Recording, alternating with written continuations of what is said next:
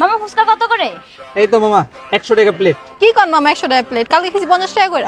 আরে আমার বাসার সামনে খাইছি 30 টাকা করে, আপনার কি মাথা সমস্যা? আচ্ছা ঠিক আছে আপা, আপনার গলিগা একদম 50 টাকা প্লেট রাখবো। আচ্ছা তাহলে 3টা দেন। আচ্ছা ঠিক আছে দিতেছি, খারাপ হ্যালো।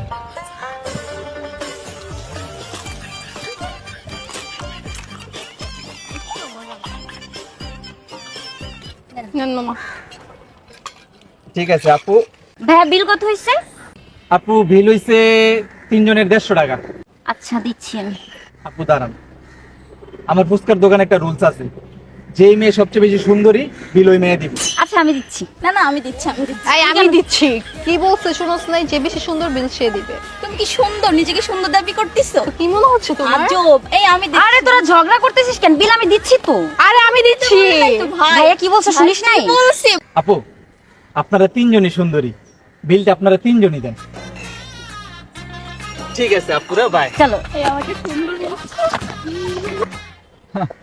বেডি মানুষ, এটি না থাকলে ভিক্ষা করে রাখে।